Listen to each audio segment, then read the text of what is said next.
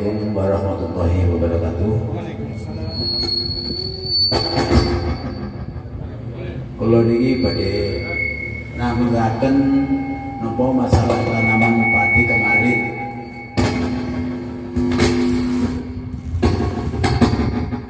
Karena kemarin itu tanaman masih kecil itu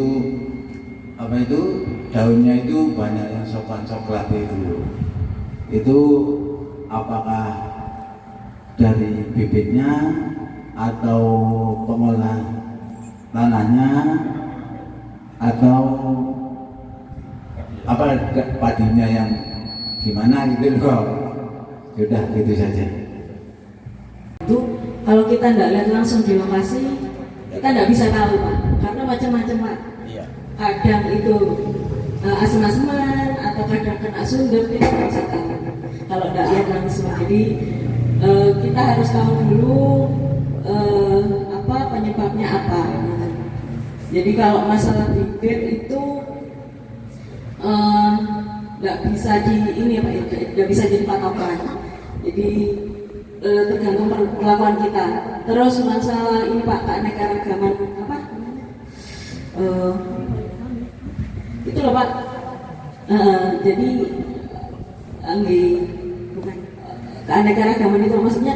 Biasanya mereka kan rata-rata pantun loh Pak. Pak pola tanam, padi pantun. Nah, itu perlu Pak sekali-kali misal ganti jagung, Pak. Karena biasanya kalau terusan Pak, misal padi ya biasanya gitu. Misal musim tanam ini terserang ini penyakit apa. Selanjutnya itu biasanya kalau terus-terusan itu biasanya tetap di situ Pak, Pak. Jadi perlu kayak gitu. Jadi sekali-kali. Soalnya mereka yang jenis rata-rata kan padi ya Pak, memang. Tiap tahun, tiap musim pasti padi. Itu perlu sekali-kali diganti tanaman, Pak. Jenengan kampung di mana ya Pak? Ini air jalan sawah. Oh, wingkingnya balik desa. Timur terus utara. Oh, sing wingi wonten kolam ikan itu Pak. Sadereng itu. Nggih, mangke coba kita lihat ke sana Pak, nanti penyebabnya apa Pak. Baru nanti bisa dicari solusi. Misalnya sampai sekarang itu kan sudah jebol istilahnya itu, daunnya banyak yang kering-kering, kebanyakan itu sekarang itu gitu loh. Nggih, makanya ini kudu ditinggali malih. Biasanya kadang-kadang wonten sing kadang-kadang itu Pak, ureane lebih, dosisnya lebih banyak. Biasanya petani itu tandurane gak wijo-jo ngoten Pak. Mboten Pak, mboten lego. Nah, padahal kalau di musim hujan kemarin itu kalau kita kebanyakan urea itu juga salah satu penyebabnya Pak. Terlalu banyak tanaman juga bisa seperti itu. Mboten Pak, nggih ngresek. Kalau kemarin itu tidak banyak urean ini, yang tanam ya ini sama. Oh, teng niku Pak, teng jagungan sing kapan ketemu niku Pak. Sanes. Oh, nggih, mangke Jumat nggih Pak ditinggali soalnya benjing libur Pak. Kantornya libur. Sekarang udah musim Bu. Mau panen puasa ini udah panen. Siap, alhamdulillah. Iku mawon Pak rasa malih. Mohon. Kalau bibit mungkin ada mungkin yang bibit unggul gitu ya.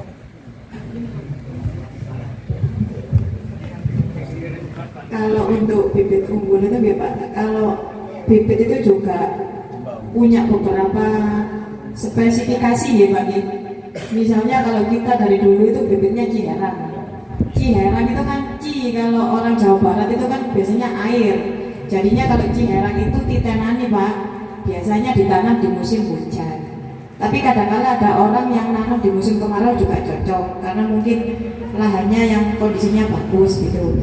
Kalau untuk saat ini yang menjadi varietas unggulan baru khususnya di pertanian itu karena semua bibit itu spesifikasinya tahan penyakit, tapi itu tidak tahan 100% Pak, masih ada tolerannya.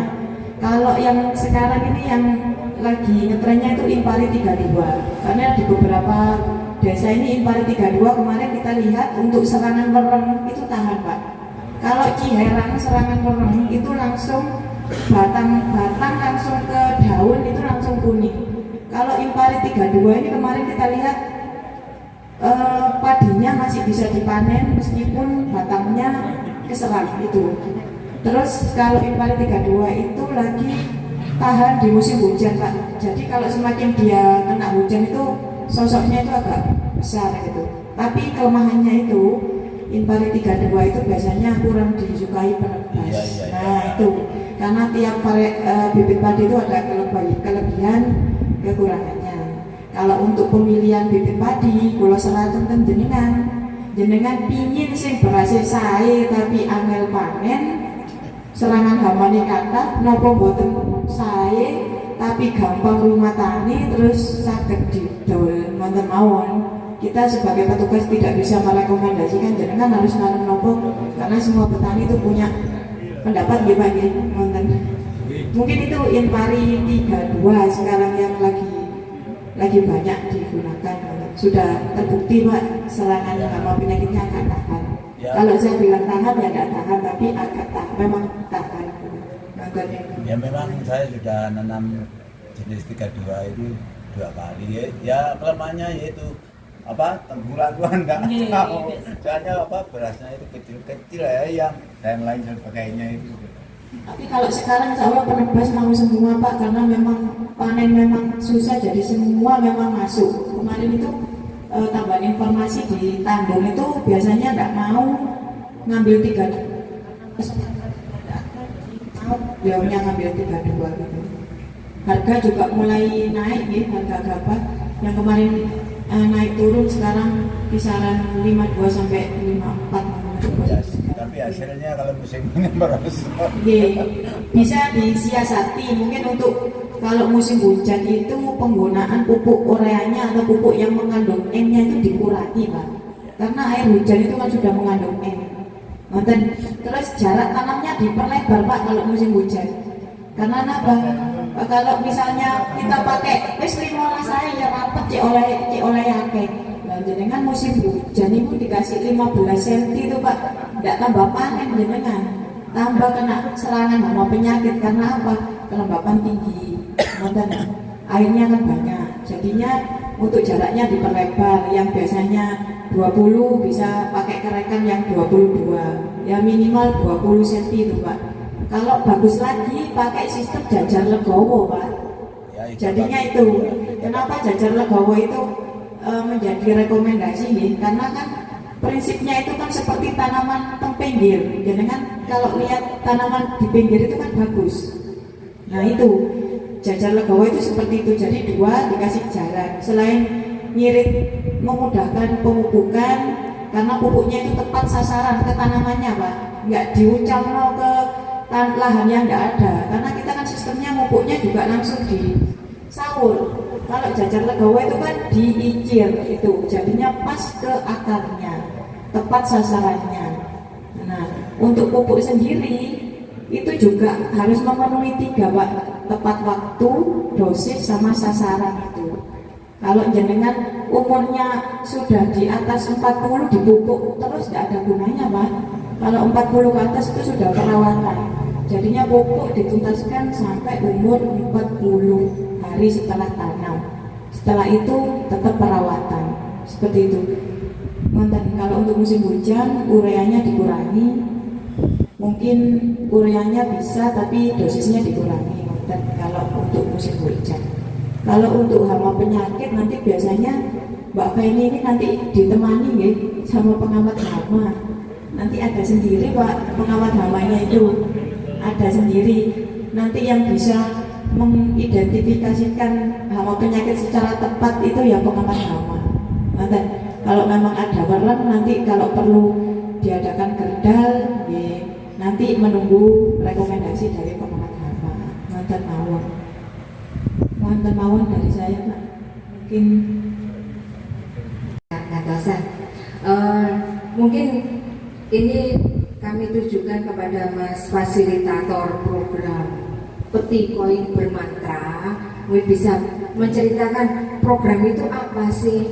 Karena memang terus terang wasing banget bagi kami itu, mau pakai mantra-mantra atau mungkin bisa diceritakan sedikit kepada kami. Jadi nanti kami ditugaskan gini, ditanya, apa itu mantrane? Mungkin kula saged jawab. Terima kasih.